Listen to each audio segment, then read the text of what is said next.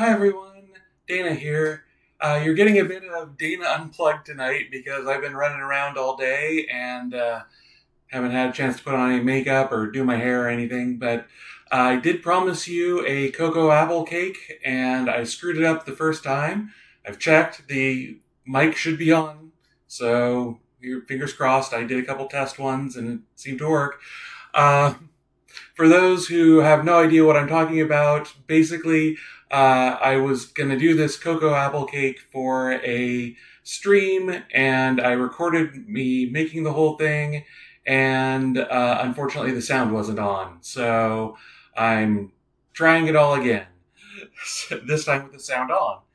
Um, Again, this is a recipe I got from my mom ages ago. I think she got it off the back of a pack of CNH flour or CNH sugar at one point. But it's an autumn tradition from when I was growing up. I remember it, when I was very little, and I try and make one every year. And usually I only make one because Lori and I don't eat that much cake in the house. But I'm going to a party this weekend, so I figured I could sneak in a remake of it, and hopefully it turns out because I'm not making a third one. So let me get to the recipe here, and there it is. So first thing we're going to do is grate some apples, and I've already cut these up. Oh, before we get going, this episode is sponsored by Paul A. Dixon, I should say, who provided me with copies of his new books. This one is called Starfall, and it is, I believe he said, for middle grade readers. It's actually the one I'm most interested in reading. Basically, he kind of wrote it with his daughter. It looks like it's a really fun story.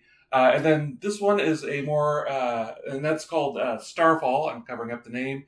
And it's the Ethereal Cycle, Book 1. This one is called Carpathians, and it's more of a hard sci-fi, definitely more for adults. I haven't read them yet. By sponsor, I mean he gave me these books and these apples. So, full disclosure, Paul and I have been friends since we were about 13, we figured out. We kind of lost track of each other for a while, and finally hooked up again. And but anyway, so get your friend to give you some apples off their tree, or if you have your own tree, or you can go to the store bought is fine. Oh, and you can get his books on Amazon. So that and sponsorship for the episode. All right. So I've got the grating blade in my Cuisinart. For those of you unfamiliar, it looks like that. So I'm just gonna feed this here. Oh, come on, get in there. And just gonna load this up with the apples that I already cut up just to save time. Now we're gonna need 2 cups of apples, so I'm gonna probably have to do this a couple times. But yeah, one too many.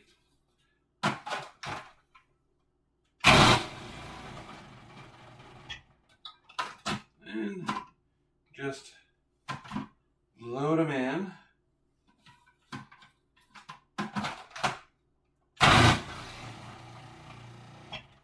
That's probably going to get us more than we need, but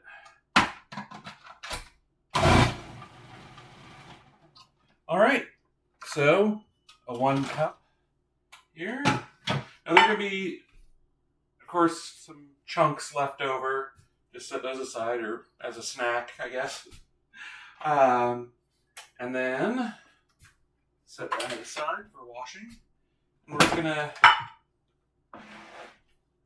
pack in 3 cups of grated apple. Now, like I say, normally I use the apples off our tree, which are a lot smaller, so it'll be interesting to see how this turns out with the longer shreds of apple here. That's about a cup. And I'm just going to set these aside because we aren't going to use them until later on in the recipe. but because I'm using my Cuisinart to chop all this up, I want to get it done ahead of time. The other thing is these are going to turn brown, of course, because they're just going to be sitting there on the counter, but that's okay because they'll turn brown in the batter anyway, as they're cooking. All right, so that's about another cup there. And I will set, oh, there's a big chunk I can see here that went through. Any sort of chunks like that you want to pull out if you can. Just gonna poke through that a bit. Yeah, that's fine. And maybe replace it with a pinch more. There. Probably more than I need, but I'll grab another bowl here and set this aside for later.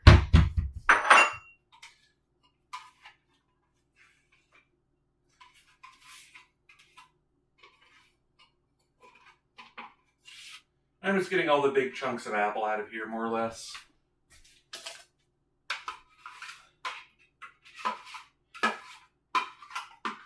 Do have to say, it is a shame that I'm not live streaming this. Maybe I should have just gone on and see who showed up, but like I say, it's a little on the late side for most folks, especially since we're in the Pacific time zone.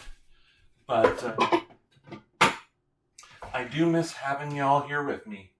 All right, so I'm going to put the regular blade back in there, and let me clean this out too. Sorry, I'm kind of going off screen a bit, but allow me to assure you I'm just scraping chunks of apple into a bowl.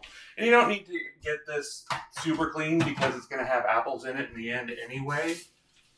Just, like I say, get all the big chunks out because the next thing we're going to do is put some butter in there.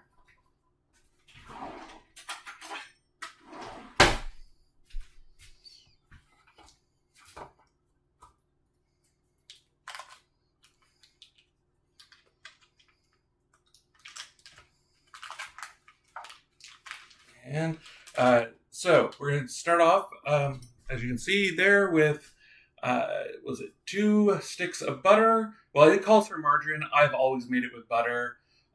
Maybe there's a little more water in there than normal, but I'm not that worried about it. It's always turned out fine. So we want to do 2 sticks of butter, roughly chopped up.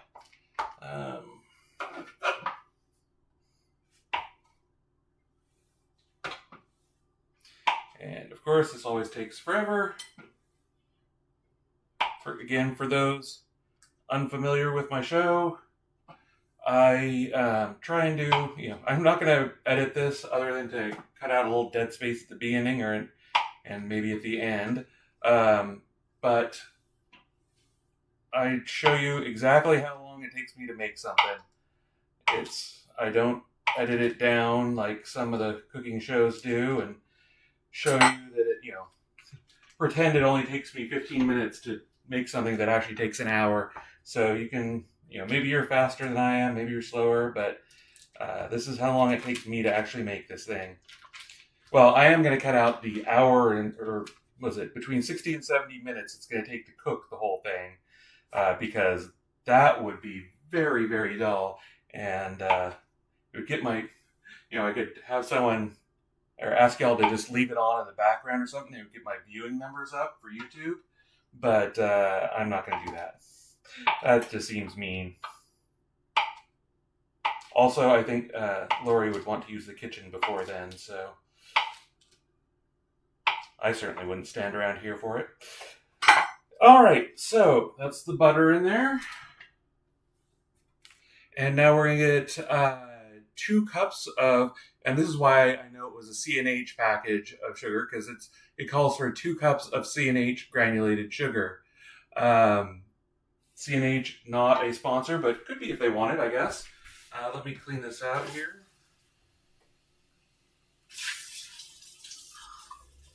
I know I have a second 1 cup measuring cup around somewhere, but I think it's in the wash right now.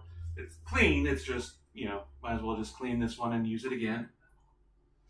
Hopefully I can get it dry enough so that it's not just going to be coated with sugar in a minute.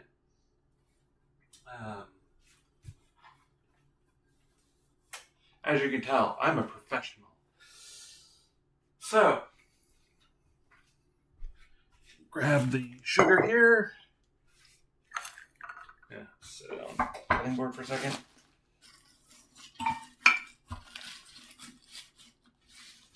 And by the way, if anyone does want to edit down any of my videos to make it, a little snappier, be my guest. Just let me know, and I'll put it up on the site. But I don't really have those skills, and I don't have that kind of time. So now, here's the part where I'm probably going to realize that I don't have quite enough sugar to do this. Here's hoping I do. Otherwise, there is going to be an edit while I run to the store. All right, so that is a cup of flour, or of sugar, and it is actually obviously an H, but that's just because that's what I bought. I think you can use any sugar and it'll be fine. All right, as you can see in my canisters, I had just stick a plastic bag in there to make it easier to clean out or to get the last of your sugar out of the bottom of the thing. And it looks like I'm gonna have just enough for it. So that's my 2 cups of CNH sugar. And I did have a little stick to that, but that's fine. Okay.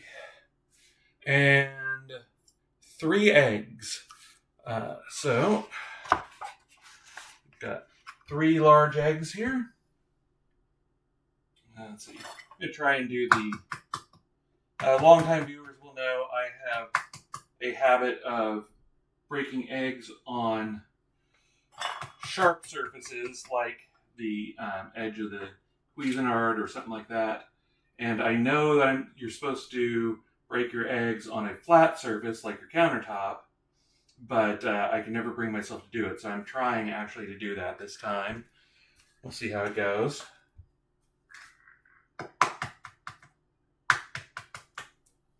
So far I'm getting some egg white on my countertop, but otherwise it seems to be going fine. And by the way, I apologize for not having the actual mixing instructions there on the recipe I have up in the corner, but as you can see, there wasn't room, so I'll try and read it as I go. Come on, there we go. And no eggshell in the bowl. Yay. All right. I'm going to just toss these quick, and then I'll be right there. And wash my hands, because I can't stand to have stuff on my hands, because I used to work in a lab. All right. And then the last thing we're going to add here is a half cup of water. So...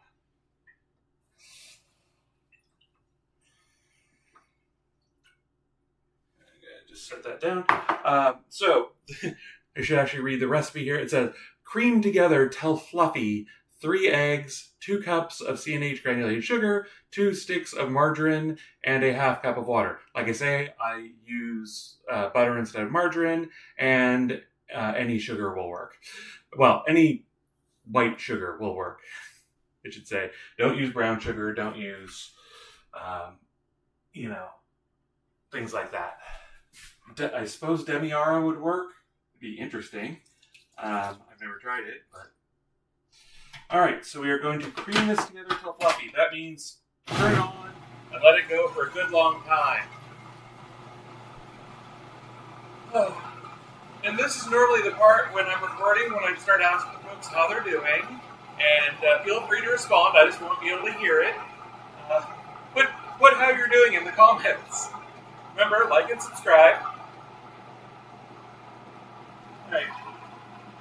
I am going to take a second and scrape the bowl here, just to make sure everything's getting mixed in.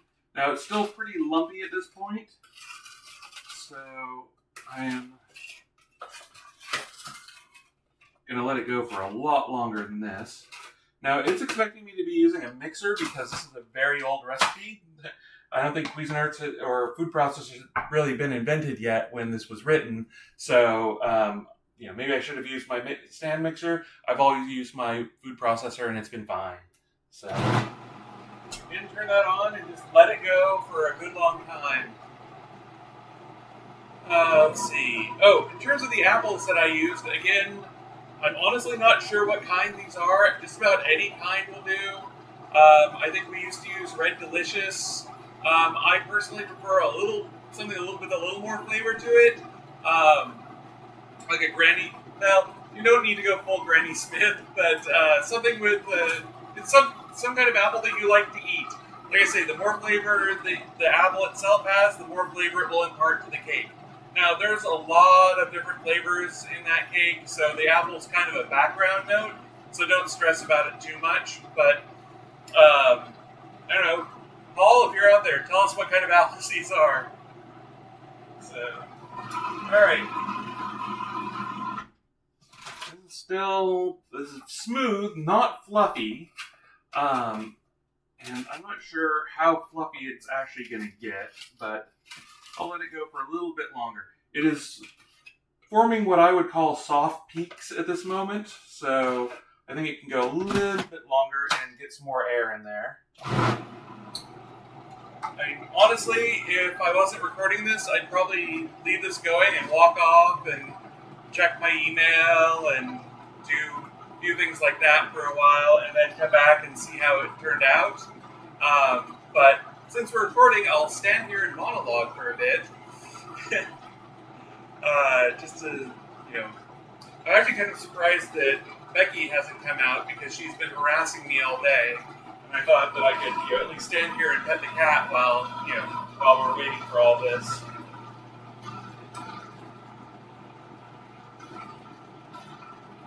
All right, starting to incorporate. Right now it looks very smooth, but let me see.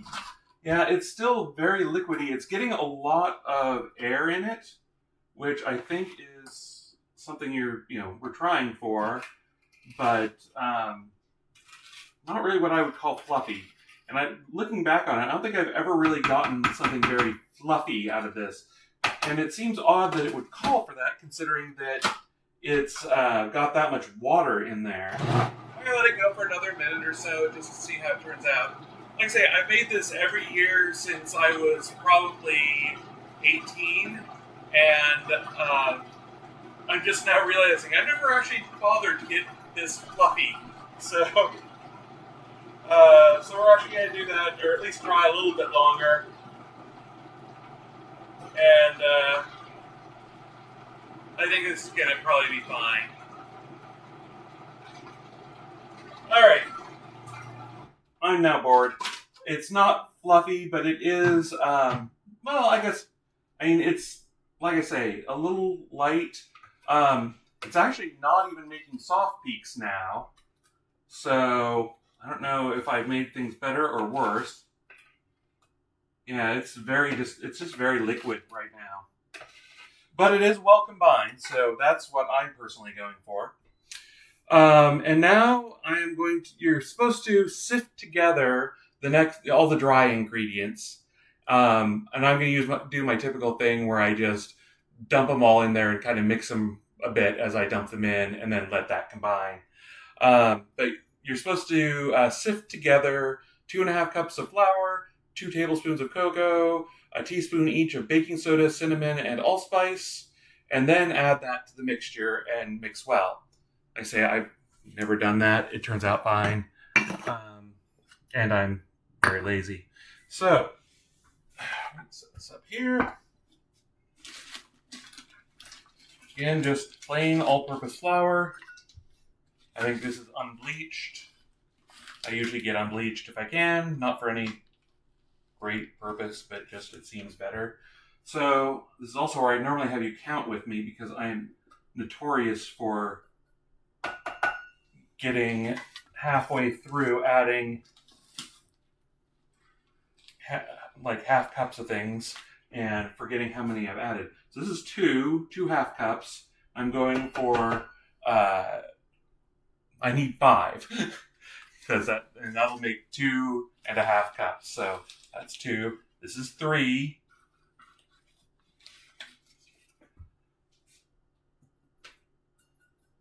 And actually, I know I have 2 more to go, but But now I'm going to add the baking soda, the cinnamon, the allspice, and all that, and kind of in the middle here at least. And then I'll go back and add the last two things of flour. So, 2 tablespoons of cocoa. I'm using Ghirardelli sweet ground chocolate and cocoa, or sweet ground powder chocolate and cocoa. You can use whatever kind of ground chocolate you like. This is just what I have on hand. I got used to using it, and you can buy it in these nice big containers and keep it, and it lasts for basically ever. All right, here, let me just use that to level this off. That's 1. And I just kind of sprinkle it around the edges to make it a little more even. And 2. That's not even. There, that's even. Not that it's bad to have a little extra chocolate, but you know. All right, so that's 2 of those. I need, here, let me put the lid back on this.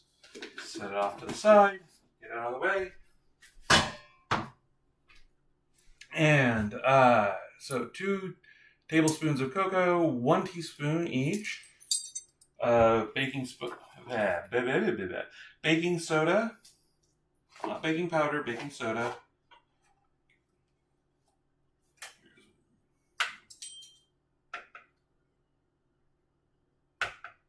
That one doesn't sprinkle as well there.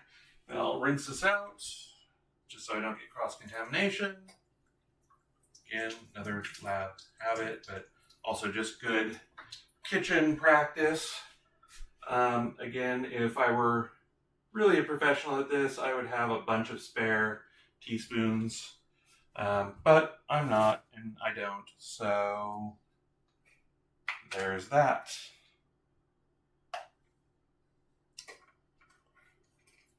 All right, and here's the cinnamon. Again, don't bother grating fresh cinnamon for this. It's not really worth it. It's just a pain in the butt to grate all of that cinnamon, and a lot of the benefit is going to go up. It's going to get evaporated off effectively when you stick it in the oven, because it's all those really volatile oils that you're gaining when you fresh grate the cinnamon. And like I say, they're volatile oils. They will be evaporated off pretty quick. So, all right, and again, quick rinse on this. Really do need to get more of these. But then I'd have to store them, and we have a very small kitchen here, so.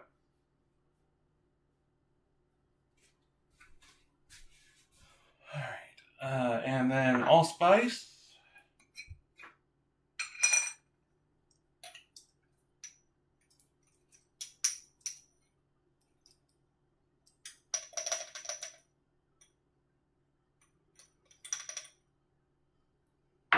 Again, and I don't know if you can see what I'm doing. You can't because the big flour canister is in the way. But basically, I just use the lids of the spices to level them off. And I usually make a big mess doing that, but didn't do too bad today. So that's the allspice going in there. All right, and then we need the last 2 half cups of flour.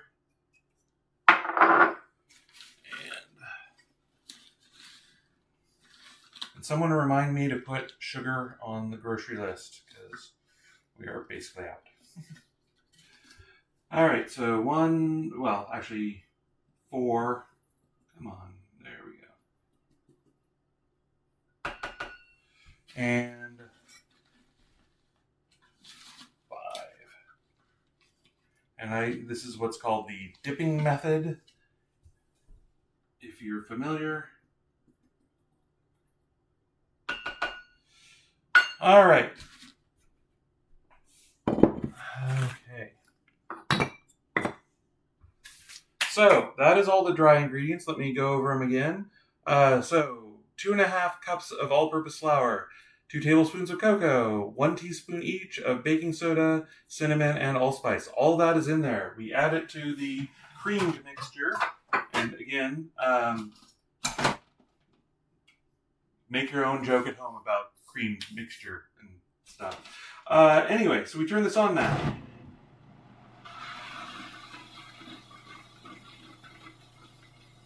And just mix well, it says. So I'm going to scrape the sides here. I just realized that my friend Paul, who might be watching this, might be watching it with his daughter, who is, I believe, 10. And hello there, by the way, Isa. So I will not be making any more crude jokes through the evening. I will leave that to your own devices. I believe you are all fully capable of making crude jokes. Especially Ogre, if you're watching. I put you in charge of that. Actually, no, Mickey. I put Mickey in charge of that at your house. All right. So, I'm just going to go ahead and mix this a little bit more now that I scrape the sides. All right, and that's well combined. So, next step is to fold in, it says 1 cup of finely chopped walnuts. Now, Lori doesn't like walnuts, so I have stopped putting those in. And I was thinking about putting it in tonight because I'm going to be taking it to that party, and Lori's not going to be able to make it. So, and then I realized I wasn't sure if our walnuts were still good, so I'm just leaving those in the pantry. Also, insert walnut joke here. So instead, you're supposed to add a 1/2 cup of semi-sweet chocolate bits. That's what these are. I am going to go ahead and add a full cup to make up some of the space from the almonds. And also because it's never bad to have more chocolate chips.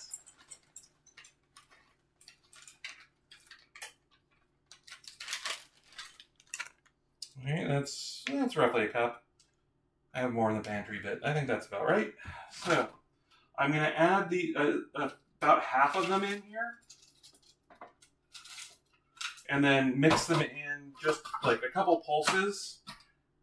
Because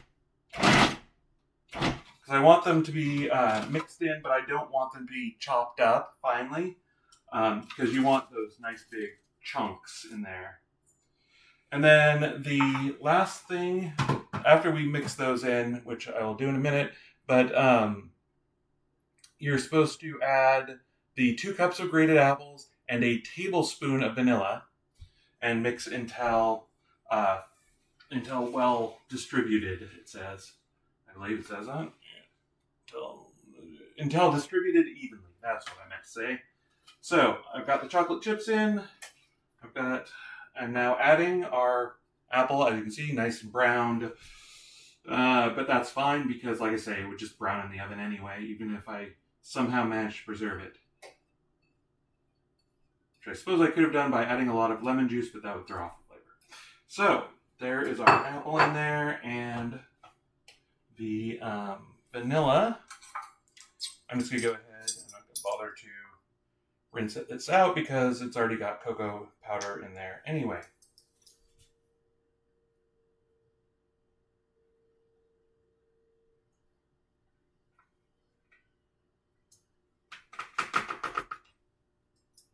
Okay.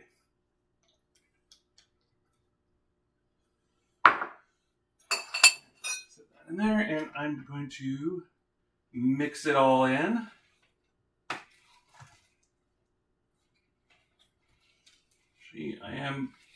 Once I get it mostly in there, I am going to go ahead and run it, just again, a quick pulse or two to make sure all of that apple is coated, because there was that one year where I didn't do something like that, and I ended up with just like ribbons of apple sitting in the middle of the cake, and if I remember right, it kind of fell apart. Okay.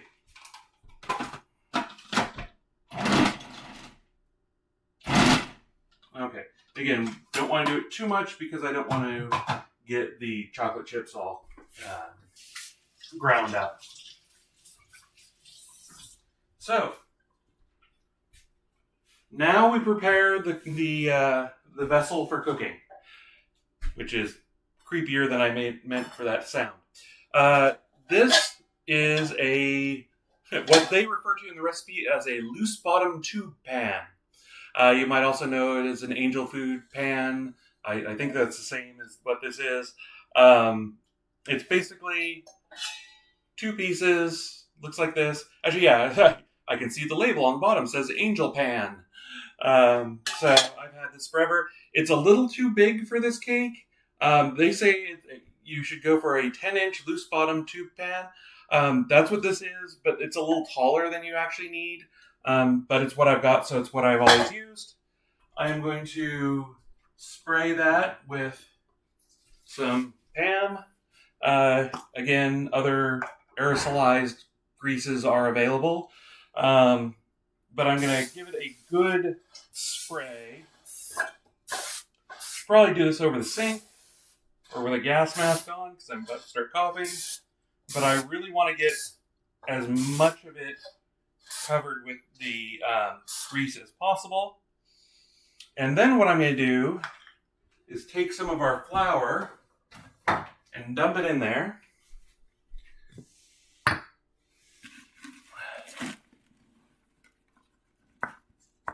And you don't need that much, just like this much flour. And I'm just going to kind of dump it in there. I'm kind of pushing it against the center here. And what that flour and grease is going to do is sort of combine to form Voltron. It basically makes a cooking surface that the cake won't really stick to. Now, normally I'd be doing this over the sink, but I kind of want you to see what I'm doing here. I'm just kind of tapping that around the side. Some is going to come out the bottom. There's nothing I can do about that. It's just the way physics works, unfortunately. We cannot assume a spherical, frictionless cake pan. That's a physics joke for those unfamiliar. All right. So, want to get that flour up the sides, and in a perfect world, I'd get it up the center as well, but it's unfortunately not that easy.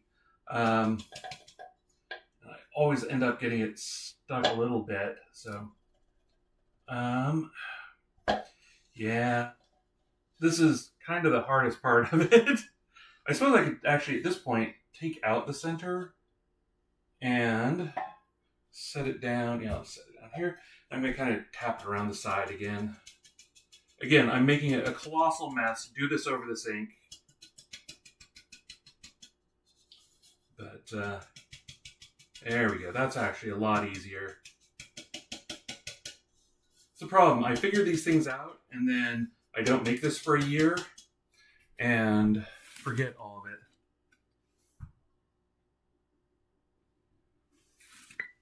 All right.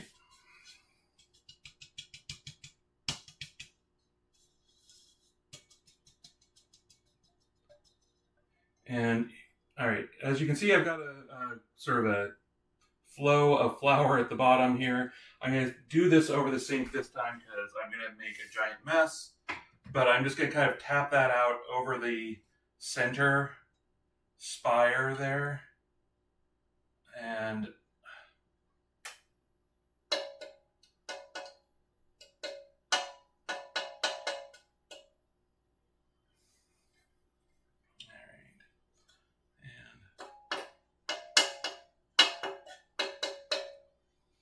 all right, it's not perfect, but it will certainly do the job. If it does stick to the center, you can just use a knife to run around the inside of that. So I'm now going to, they say to spoon it out, but in practice, this is more or less the same. Just going to kind of scoop it out in big, it'll come out in kind of big clumps. Just because that's how it flows. You want to make sure it's as even as you can get it.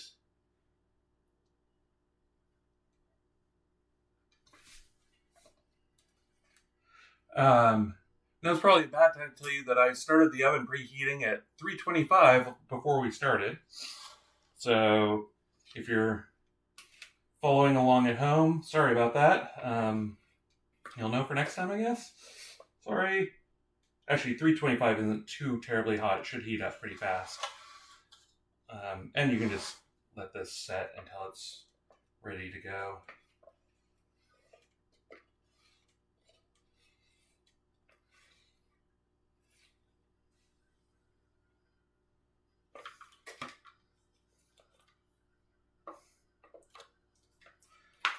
All right.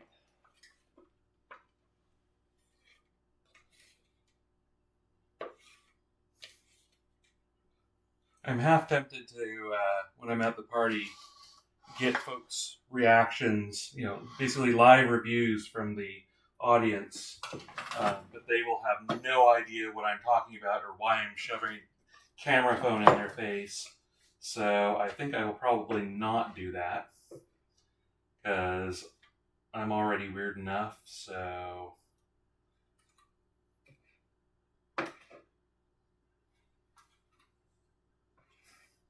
Dean, and if you and Diane are watching out there, maybe you want to film reactions to people eating this. It's your party. But otherwise, I think we'll skip it this year. Alright, that's basically cleaning off the blade. Get the last of this in here.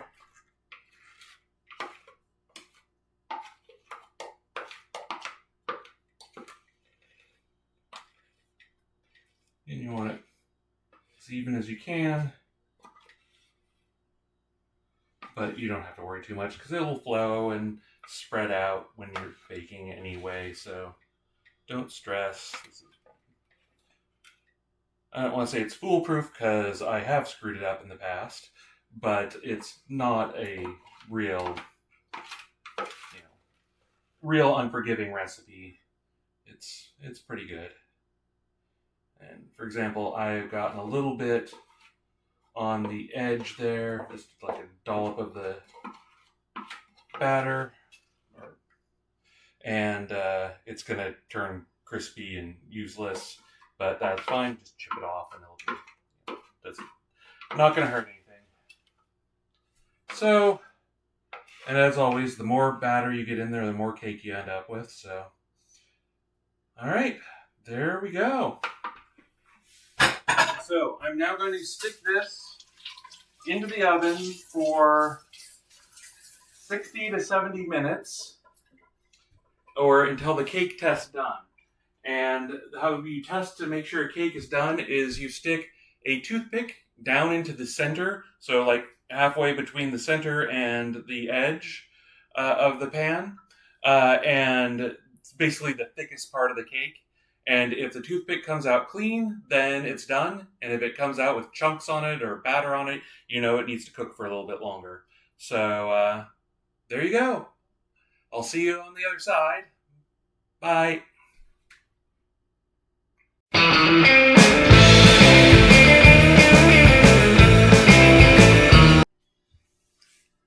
Hi there. It's been an hour.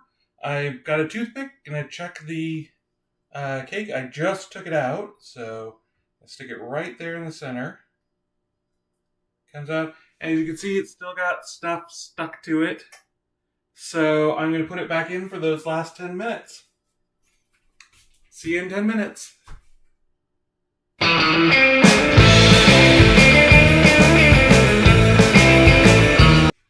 Okay, so it's been another 10 minutes. Got another toothpick. Gonna see how it goes.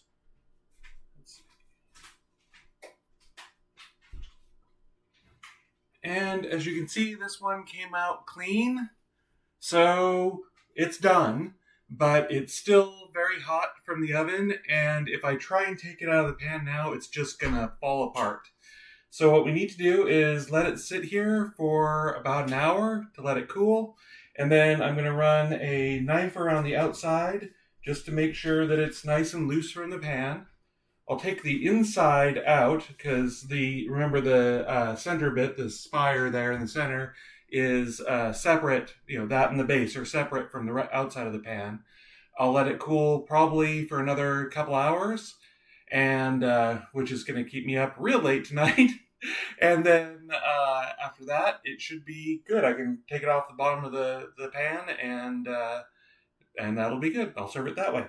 So I'll why don't I'll let you see what it looks like when I take it out of the center ring.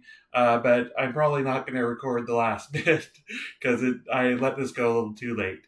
But thank you all for tuning in, and I guess I'll see you in about an hour.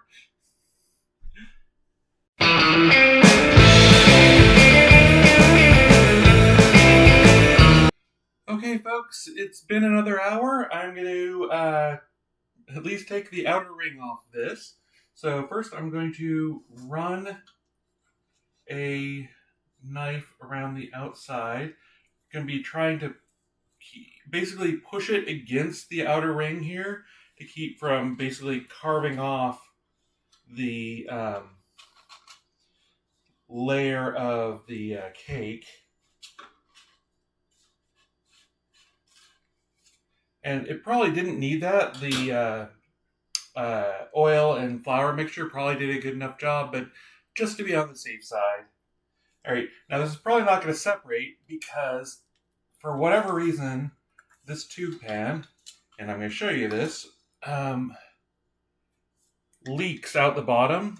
So I don't know if you can see there. It kind of leaks there. So I'm going to run the knife around the bottom here to try and get that crust that formed there. Kind of do a little bit of a pry here. And that's just a problem with my pan. It's probably not with yours. But if it does, that's how you do it. All right. So now you just lift this out and set it there. It's still too warm. So what I'm going to do is, actually, let me grab this. I have my mom's cake transport here.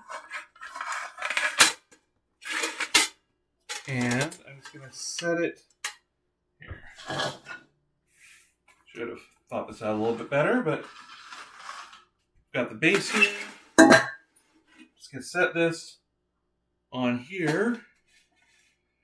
And there's enough space on the inside here to let it cool overnight.